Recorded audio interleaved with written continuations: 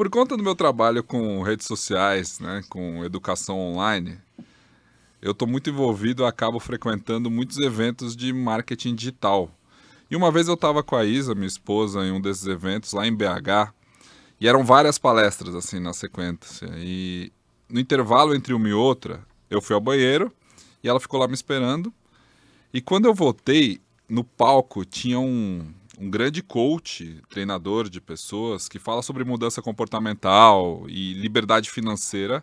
Ele estava pulando com uma música assim de balada, bem alta, meio gritando, assim, batendo palma. E aí, para minha surpresa, a Isa estava lá de mão dadas com todas as pessoas da fileira dela, assim, todo mundo pulando e gritando. Aí eu vi aquela cena e eu falei, uau, é estranho, né? Ela olhou para mim e ficou meio com vergonha, mas continuou lá, prestando atenção no palestrante. E o discurso dele era muito focado em destravar para ganhar dinheiro, né? Em mudar o nosso mindset, em se sentir bem por querer ser milionário, por ter ambição de ser milionário. E em como ele faturou milhões e milhões com o mundo digital, sempre, né, muito meritocrático, aquela coisa do trabalho enquanto eles dormem, mas durma direito também, e se alimente direito e se exercite, mas trabalhe. O fato é que tanto eu quanto a Isa, a gente é muito cético quanto a esse discurso. Mas o interessante é que a cada ano a gente vê mais métodos, mais cursos, mais teorias e mais gurus. O mundo digital, que é esse que eu estou totalmente dentro, ele impulsionou o mercado de desenvolvimento pessoal. Mas às vezes parece uma seita, parece uma religião. Como você vê? Eu acho que, vez ou outra, parece uma má religião, né? Não necessariamente uma religião, porque é uma religião em si, e nem uma seita. Ela seria, nela mesma, algo negativo. Quando você diz assim, que você entra e diz assim, uau, talvez em Minas Gerais você tivesse dito uai, né? E o uai aí usando também a percepção inglesa do termo, né? Porque a grande pergunta é, por quê? Né? Isto é, o que é que leva pessoas a se emocionarem com essa soltura? Eu acho que em larga escala, né, a gente tem, nos tempos mais recentes, uma necessidade de autorização, né, para poder empreender. Isto é, nós somos saindo de um modelo, né, de emprego, de atividade laboral, de ocupação, em que você trabalhava para alguém, exceto as profissões liberais, né, clássicas, como medicina, como direito, né, mas aquelas que você tinha a necessidade de exercer, elas tinham que ser para alguém, você trabalhava para alguém. E essa noção de ser livre, isto é, de empreender, de ser capaz de não depender, ela, em primeiro lugar, tem que ser destravada.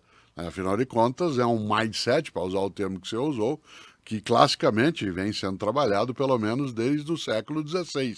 Né? De outro modo, a ideia até o século XVI em alguns locais, você se lembra disso tudo, eram as corporações de ofício, em que cada um era perito naquilo que ele fazia, era um artífice e, portanto, era o dono do trabalho dele e eles se agregavam, né, em grandes associações para defendê-lo. Mas a ideia de uma empresa, né, que comandava aquilo que eu tinha que fazer, da qual eu tinha que depender e servir, ela ficou uma coisa muito mais marcante, né, dentro do mundo capitalista dos 500 anos mais recentes. Por que eu acho que, eventualmente pode parecer uma seita, né, no sentido negativo que se pode dar ao termo também?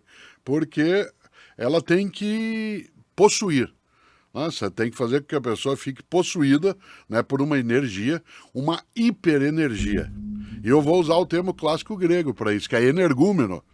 Né, o termo que se usava há 2.500 anos na Grécia Antiga para quem tinha uma energia exacerbada, isto é, em que você pulava, gritava, se grudava com outros, é energúmeno. Por isso o teu uau, ou, como eu brinquei, o meu uai, né, imaginar por que é que alguém precisa dessa autorização. Né?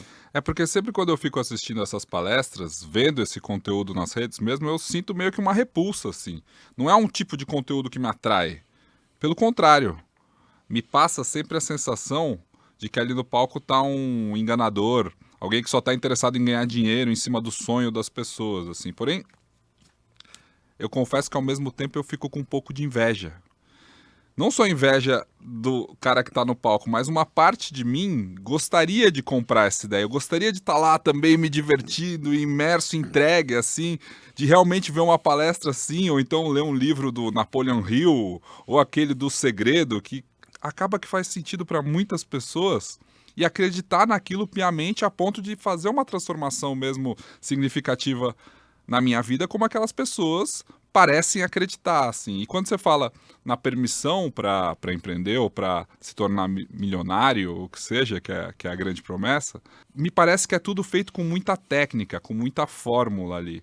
Existe uma predisposição de quem está muito animado numa festa ou pulando, fazendo um certo exercício ali, aquele efeito de massa, né, efeito manada, de você aceitar mais o discurso que vem depois daquela entrada no palco num clima assim triunfante. Isso é ensinado. Claro, né? você tem um grande estudo feito por um dos melhores e mais incompreendidos psicanalistas. Aliás, ele tentou ser analisado pelo Freud várias vezes, que é o Reich, o Wilhelm Reich, ou Wilhelm Reich, que tem um livro chamado Psicologia de Massa e do Fascismo, em que ele busca explicar como é que você pode conduzir grandes multidões ou grandes grupos a um tipo de comportamento que individualmente, se você para observar, você não participa. É. Você só estava achando curioso, né, o que estava acontecendo porque você estava do lado de fora, né, olhando. Porque se você estivesse dentro, tal como ninguém em sã consciência, né, quando está, digamos, num show de rock, uma das coisas que você e eu gostamos,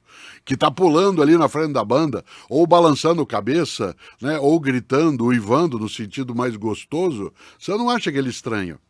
Tal como a gente não imagina que uma situação como essa não tem uma técnica, um método. Ao contrário, para você induzir, né, esse tipo de comportamento, você tem que ter um conteúdo que se conecte com as pessoas.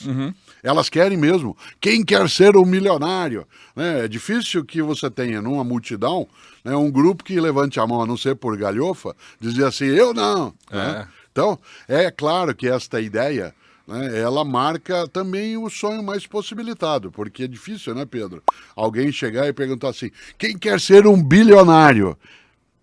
Porque aí você já tem outras questões envolvidas, uma delas a factibilidade, né, da situação. São muito a poucos bilionários. A noção do milhão, isto é, de você organizar um patrimônio a partir daí, ela, quando ela ganha a marca, né, essa marca de uma irracionalidade aparente, e não é irracional, mas ela tem uma racionalidade aparente, essa condução. Para você, o que te perturba, eu não tenho dúvida que é o que me perturba, é que parece, né, uma forma de prestidigitação, né, um pouco espetáculo de magia em que você vai conduzindo as pessoas sem que elas percebam. Né? E a gente, quando pensa em autoria da vida, imagina em autoria consciente da vida. Né? Então, mas de onde vem esse ceticismo nosso ao encarar esse tipo de conteúdo? Porque por mais que pareça meio charlatão, uma parte das pessoas que seguem esses métodos e esses gurus tem sim uma mudança significativa na vida. É uma parte pequena. Mas existe gente que, seguindo aquilo, constrói independência financeira e ficam eventualmente milionários, assim. E aí, claro, ele deve todo aquele resultado ao guru, aquilo que ele aprendeu com o mestre, com o líder, com o mentor, que é uma palavra da moda também, né? Ou seja, alguém que pega na sua mão e te conduz a um caminho que você Olha, uma já das fez. chaves de algumas religiões é que você é instado, é motivado a entregar a tua vida e o teu sucesso ao auxílio divino, e você precisa se dedicar a isso com tanta intensidade, você precisa se entregar, ou para usar o termo mais técnico, se abandonar naquela lógica que se não der certo a culpa foi tua. Né? Portanto, se você é orientado a seguir esses passos, né, e olha que a ideia de passos ela é muito usual em várias áreas, que são as etapas, porque se sabe que uma parte das pessoas ela sai pelo caminho afora, ela abandona, ela sai da estrada, sai da trilha. Né? Se você faz os passos e eles não dão certo, isto é, No caso, você não fica um milionário, você que não se dedicou tanto. Portanto, não há uma responsabilização de quem está ali oferecendo, né, alguma coisa a você de modo mais direto. Isso vale para várias coisas que não são prováveis. Não é que elas não são possíveis, elas não são prováveis. Eu não tenho como provar para você que se você seguir isso vai dar certo, a menos que você faça. É diferente de uma cirurgia. É diferente de um motor funcionando, é diferente, né, de uma alimentação que vem até a mesa. Ela é provável. Se eu digo isto virá e ele vem, está provado. Mas quando você lida com o tempo elástico, isto é, com uma comprovação que é futura, mais ou menos como oferecer o paraíso, ou mais ou menos como oferecer a capacidade de um bem-estar e uma mente liberta, tudo aquilo que é colocado num outro tempo, tem um gatilho de segurança que é, se não der certo, tá vendo? Você tem que se dedicar mais. Volte aqui. Em algumas situações volte aqui que tem mais 2 cursos. E essa é a chave do nosso papo hoje, porque ele não é só sobre ganhar dinheiro, mas ele é sobre um discurso de positividade, uma tirania da positividade que a gente vive hoje, que é de você encarar a vida sempre como um grande aprendizado e que você tem que ver pelo lado bom, encarar sempre pelo lado bom da vida. E assim, e se eu não consigo, até quando eu devo continuar tentando? Até quando eu tenho que encarar tudo pelo lado bom? Assim, uma das coisas que a gente já teve essa conversa no privado antes é que assim, uma pessoa que é como você, acima da média da sua profissão, o ponto fora da curva, quando ele dá um discurso, se eu conseguir, todo mundo consegue, que para ele é o que é claro, para os outros isso pode parecer como um peso, porque não é, você tinha as condições certas, o tempo certo, deu os encontros certos que permitiram que você tivesse e construísse isso na sua vida. Ou seja, o que funciona para mim não necessariamente vai funcionar para você. O que hoje as redes sociais e o Instagram nos permite, nos dá acesso, é encarar o ponto fora da curva como se ele fosse regra. E o pior, hoje ele vende curso para ensinar a ser ponto fora da curva. E é muito raro ser ponto fora da curva. Eu não sou contrário, por exemplo, a que haja cursos que possam orientar pessoas em alguns caminhos que elas queiram fazer. Inclusive porque há, sim, né, uma eficácia numa parte dos cursos, desde que a promessa ela não ultrapasse a viabilidade. É claro que isso, como a gente dizia, só se demonstrará na prática, né? Nessa hora, quando você fala da necessidade da positividade, me lembrei, claro, é impossível não lembrar do Monty Python, né, e do Eric Idle, né, que fez a música O Lado Brilhante da Vida, né? Always look on the bright side of life. Exatamente. Esta ideia de você precisar o tempo todo ter uma percepção otimista da existência, eu partilho. Mas otimista é diferente de ingênua. É claro que eu desejo, e eu assim sou. Não é isso que faz, entre aspas, né, que eu seja fora da curva, como você lembrou, né, porque como professor e professor de filosofia, de fato, né, não é tão usual ter esse tipo de presença que hoje eu tenho, né, dentro do mundo intelectual, do mundo da mídia, etc. Mas ainda assim, independentemente do mérito individual, há uma questão.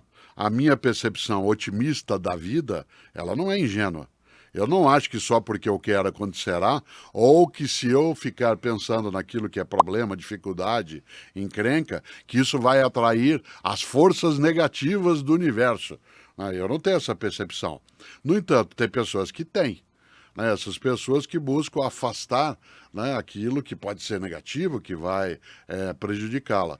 A ideia de uma positividade em relação às coisas, ela não pode se aproximar, né, de modo algum, de uma marca absolutamente alienada, né, na percepção de que tudo dará certo, que no fim tudo dá certo. Para não deixar fora a frase clássica do Fernando Sabino, né, porque o Fernando Sabino ele diz...